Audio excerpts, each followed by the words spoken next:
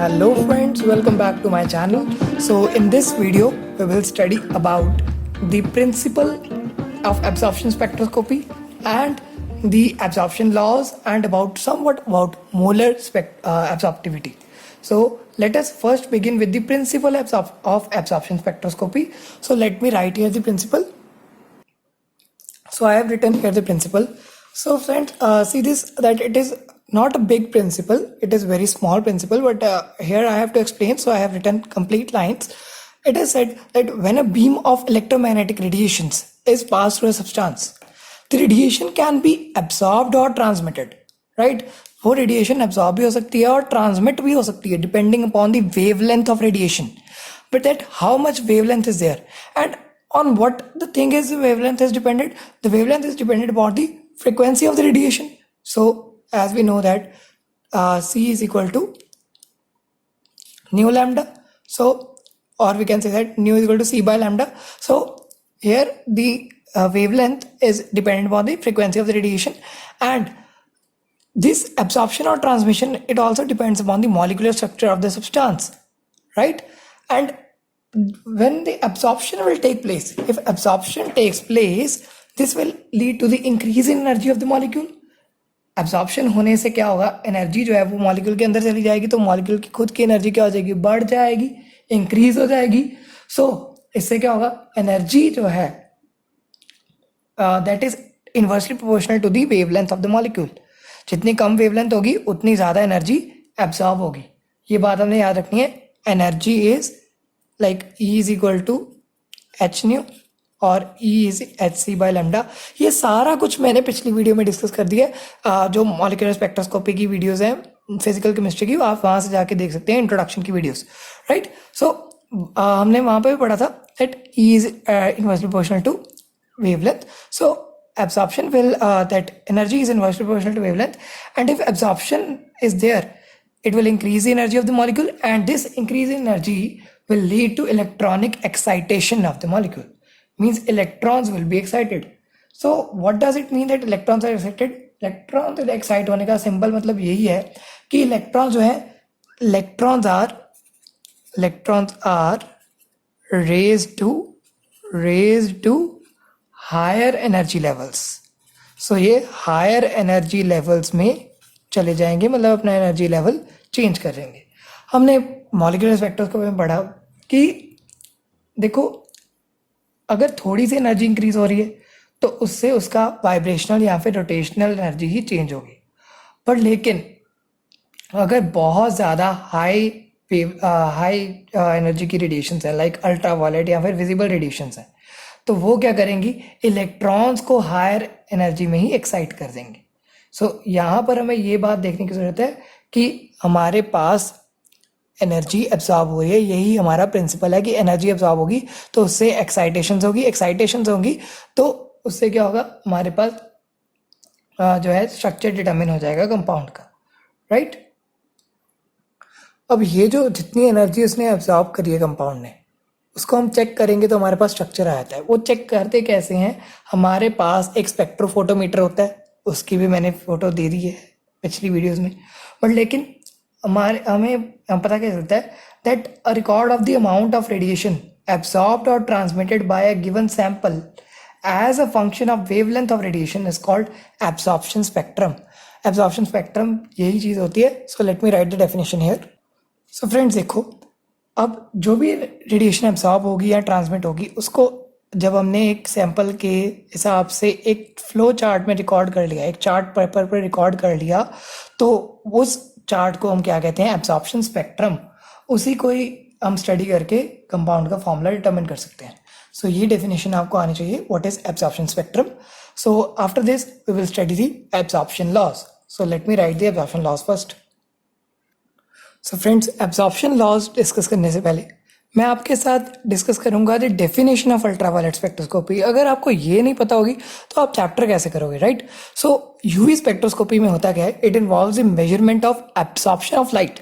हमने कितनी light absorb करवाई है, जो कि विजिबल रीजन्स की थी या फिर यूवी रीजन्स की थी, वो सब्सटेंस से जो कि हमने इन्वेस्टिगेशन के अंडर रखा था, राइट.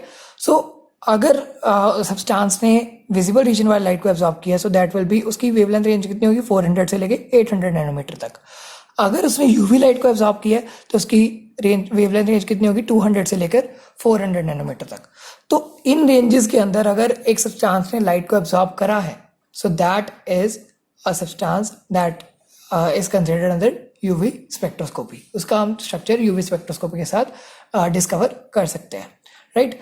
अब नेक्स्ट हमारे पास आते हैं एब्जॉर्प्शन लॉज। सो हमारे पास पहला लॉ आता है बियर्स लॉ, राइट। अब बियर्स लॉ कहता क्या है, let me write the definition है।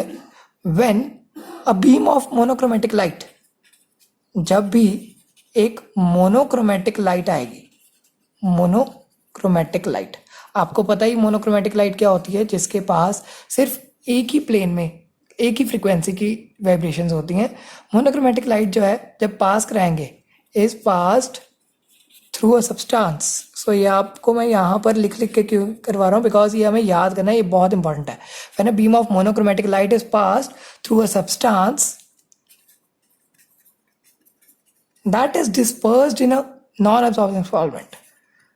उसे कहाँ पर डिस्पर्स्ड किया है, उसे मतलब मिक्स कराया है एक सॉल्वेंट के अंदर। वो कौन सा है, नॉन एब्जॉर्बिंग सॉल्वेंट, जो कि लाइट को एब्जॉर्ब नहीं करेगा। अगर तो सॉल्वेंट ही लाइट एब्जॉर्ब कर लेगा तो फिर हमारा सब्सटेंस क्या लाइट एब्जॉर्ब करेगा। वो मोनोक्रोमेटिक लाइट को एक सब्सटेंस के से पास करवा रहे हैं जो कि नॉन एब्जॉर्बिंग सॉल्वेंट में पड़ा है। तो एब्जॉर्प्शन ऑफ लाइट जो है, कितनी एब्जॉर्ब करा है, एब्जॉर्प्शन ऑफ लाइट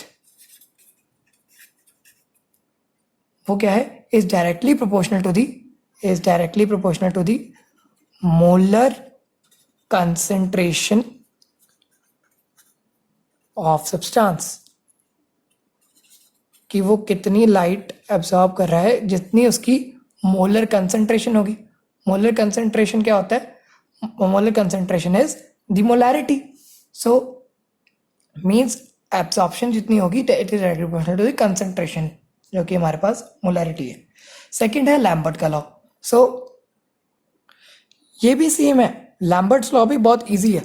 इसमें क्या होता है, when a beam of light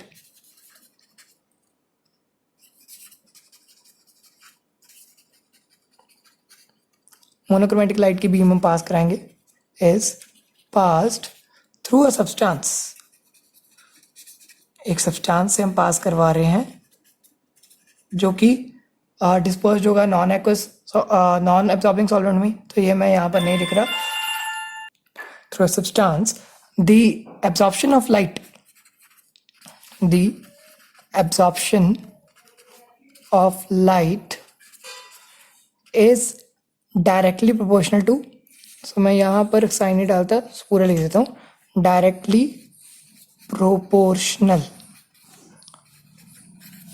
to the path length of sample of substance.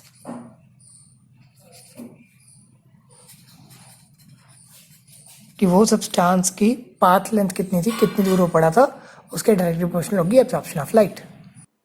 So friends, मैंने यहाँ पर दोनों लॉज लिख दिए हैं, बियर्स लॉ भी, लैम्बर्ट्स लॉ भी। अब इन दोनों का मैथमेटिकल एक्सप्रेशन जो आया था वो इन दोनों लॉज को कंबाइन करके आया था। So let me write the combined law. So आप ये एक बार स्क्रीनशॉट ले लीजिए। अब इसके बाद हम याद करते हैं combined beard Lambert's law.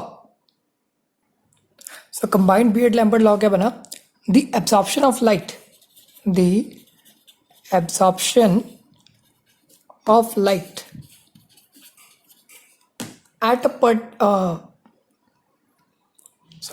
by the substance, by a substance at a particular wavelength, at a particular wavelength is directly proportional to the number of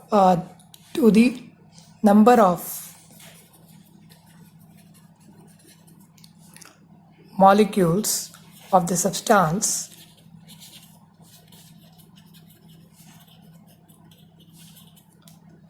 in the path of the light, जो भी light के path में आ रहे हैं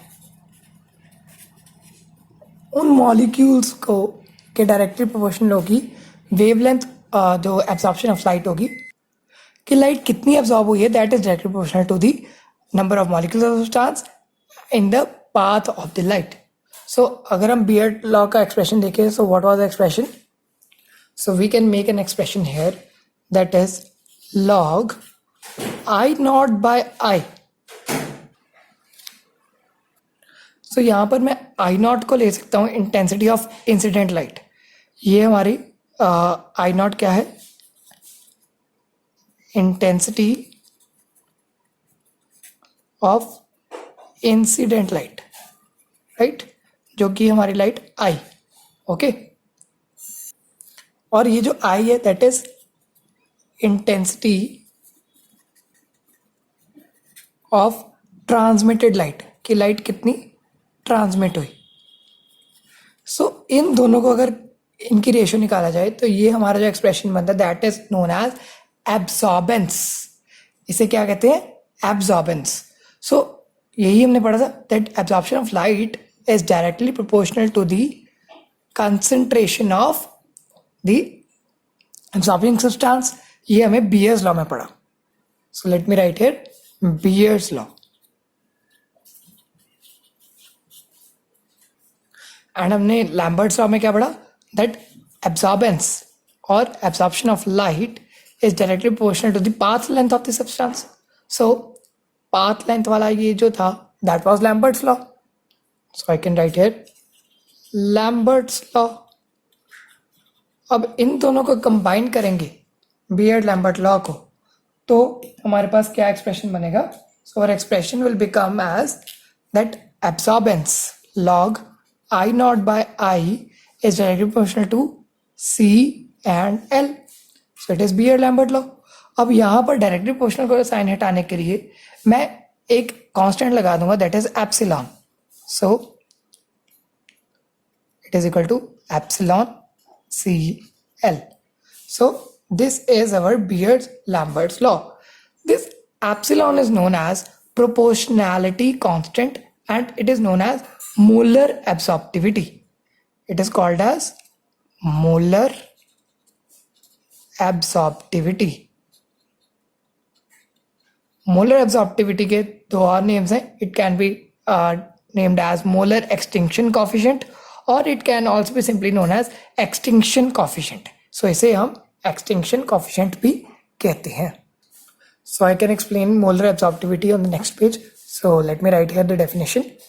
So molar absorptivity is the measure of intensity of absorption, that how much absorption takes place at a particular wavelength. So अब हमने absorption Beer-Lambert law को देखा, उसका एक्सप्रेशन क्या था? Absorbance that is log I naught by I is equal to epsilon ECL, epsilon CL. So CL का मतलब हमें पता है कंसंट्रेशन और पाथ लेंथ. सो अगर हमने यहाँ पर एप्सिलॉन निकालना हो तो उसका फॉर्मूला क्या बन जाएगा? Epsilon will be equal to log I naught by I upon CL. So it can be written as A by CL. So it is the absorption at a particular wavelength. So यहाँ पर हम देख सकते हैं it is a characteristic property of a compound. Okay, तो ये concentration यहाँ path length के हिसाब से इफेक्ट नहीं होगी. इसकी वैल्यू मोलर एब्जॉर्प्टिविटी की 0 से लेकर 10⁶ तक भी जा सकती है. और जब इसकी वैल्यू होगी, इसकी वैल्यूज 0 से लेकर 10⁶ तक होगी, जब इसकी वैल्यूज मोर देन 10⁴ होगी, सॉरी मोर देन 10⁴ होगी, सो वो हमारी क्या होगा? उसे हम कहेंगे हाई इंटेंसिटी एब्जॉर्प्शन. क्या कहेंगे? High intensity absorption. और जब इसकी वैल्यू 10⁴ से लेस होगी तो उसे हम कहेंगे लो इंटेंसिटी एब्जॉर्प्शन. सो इन एब्जॉर्प्शन की भी दो टाइप्स आ गई अब, हाई इंटेंसिटी और low intensity according to the values of molar absorptivity. So ये हमारा एक बहुत इंपॉर्टेंट टॉपिक है. ओके, इसे हम कई बार कह देते हैं, it is defined as the proportionality constant which relates the observed absorbance at a particular wavelength to the molar concentration of absorbing substance and the length of the path of the light in centimeters. अब हम एक छोटी सी बात देख लेते हैं, what are the limitations of Beer Lambert law. See friends, यहाँ पर मैंने लिमिटेशंस लिखी हैं पीरियड लैम्बर्ट लॉ की. पहली बात, that it is not applicable for कीटोइनॉल tautomers. Means ये सिर्फ एप्लीकेबल होगा सिंगल स्पीशीज के लिए. अगर सैंपल कंटेन करेगा डिफरेंट स्ट्रक्चरल फॉर्म्स मॉलिक्यूल्स की, जो कि इक्विलिब्रियम में एक दूसरे के साथ इंटरेक्ट करके कीटोइनॉल टॉटोमर्स बना रही है. टॉटोमर्स को भी मैंने एक्सप्लेन करा है, पर लेकिन उसकी वीडियो पे अभी जल्दी आ जाएगी. तो टॉटोमेरिज्म आप देख सकते हैं क्या होता है. एंड उसमें अगर टॉटोमर्स बनेंगे तो ये एप्लीकेबल नहीं होगा. और दूसरी बात, ये कॉम्प्लेक्सेस के लिए एप्लीकेबल बिल्कुल नहीं है. जब सॉल्यूट और सॉल्वेंट आपस में इंटरेक्ट कर लें और एक कॉम्प्लेक्स बना लें तो वो तब भी पीरियड लैम्बर्ट लॉ एप्लीकेबल नहीं होगा. अब लास्ट टर्म जो हमारी यहाँ पर पढ़ने वाली है, that is percentage transmission. So let me write here percent transmission. अब हमने पढ़ा that absorption is equal to intensity of coming light and intensity of transmitted light की रेशियो को अगर लॉगरिथम में लेके तो that is equal to absorbance. So transmission क्या होगी, इसका इनवर्स. सो बिकॉज ये ट्रांसमिटेड लाइट है, so transmission will be equal to intensity of transmitted light upon intensity of incident light. और अगर परसेंटेज ट्रांसमिशन देखें, so that will be equal to 100 into intensity of incident light upon intensity of it is intensity of transmitted light upon intensity of incident light. So इस formula से भी हमारे कुछ numerical solve हो सकते हैं. और ये मोलर एब्जॉर्प्टिविटी का फॉर्मूला आपको जरूर याद होना चाहिए, इससे भी हम बहुत सारे न्यूमेरिकल्स सॉल्व कर सकते हैं. सो इसके बाद हमारा नेक्स्ट टॉपिक है प्रेजेंटेशन ऑफ द स्पेक्ट्रम. सो उसकी में भी एनिमेटेड वीडियो आएगी आपके पास. सो आपने इस टॉपिक के बाद वही करना है, पर लेकिन ये टॉपिक बहुत इंपॉर्टेंट है from examination point of view. So इसे अच्छी तरह याद करिए. अगर कोई भी प्रॉब्लम आती है, क्वेरी आती है, तो आप कमेंट सेक्शन में मुझसे पूछ सकते हैं. And do subscribe the channel for more videos. Thanks for watching. Good bye.